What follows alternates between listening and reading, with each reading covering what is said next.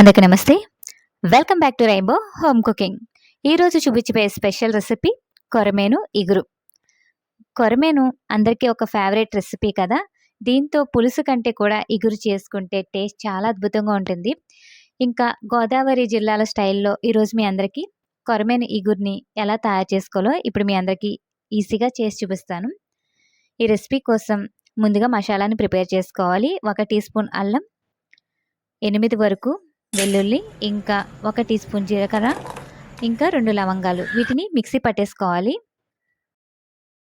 ఈ రెసిపీ కోసం నేను 1 కేజీ కొరమేను చేపను తీసుకున్నాను. ఈ మసాలాని ఒకసారి మిక్సీ పట్టేసుకోవాలి. మిక్సీ పట్టుకున్న తర్వాత పెద్ద సైజ్ ఆనియన్ ఒకటి కట్ చేసుకుని వేసుకోవాలి. అంటే ఒక చిన్న కప్పుతో ఆనియన్ వేసుకుంటే సరిపోతుంది. కొంచెం సాల్ట్ని యాడ్ చేసుకుని మిక్సీ పట్టేసుకోవాలి. మిక్సీ పట్టేసుకుని దీన్ని నేను ఒక బౌల్లోకి తీసుకుంటున్నాను. ఆనియన్ పేస్ట్లో సాల్ట్ వేసుకోవడం వల్ల ఆనియన్ పేస్ట్ త్వరగా ఫ్రై అవుతుంది, కర్రీకి కూడా టేస్ట్ వస్తుంది. ఈ కర్రీ చేసుకోవడం కోసం మందపాటి గిన్నె తీసుకోవాలి. మందంగా ఉండాలి, ఇంకా వెడల్పుగా ఉండేలాగా చూసుకోండి. ఆయిల్ వేసుకుని 8 పచ్చిమిర్చి, ఇంకా కొన్ని కరివేపాకు వేసుకుని తర్వాత ముందుగా మిక్సీ పట్టుకున్న ఆనియన్ పేస్ట్ని కూడా వేసేసుకుని ఫ్రై చేసుకోవాలి.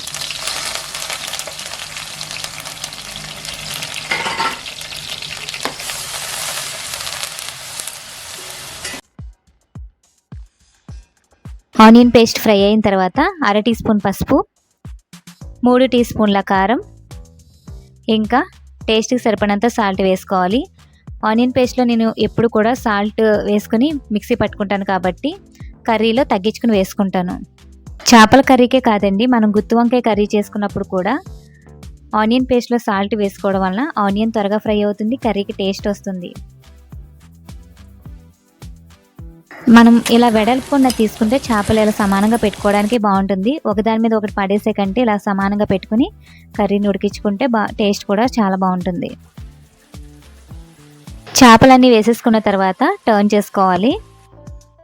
అస్తమాను గరిటె పెట్టి తిప్పకూడదు. ఒకసారి ఇలా టర్న్ చేసుకుని మనం వాటర్ వేసుకోవాలి. ఇలా వెడల్పుకుండా తీసుకుంటే మనం చేపల్ని టర్న్ చేసుకోవడానికి కూడా బాగుంటుంది. చేప ముక్కల్ని టర్న్ చేసుకున్న తర్వాత ఒక గ్లాస్ వాటర్ వేసుకుని మీడియం టు లో ఫ్లేమ్లో కర్రీని దగ్గర పడేంత వరకు ఉడికించుకోవాలి.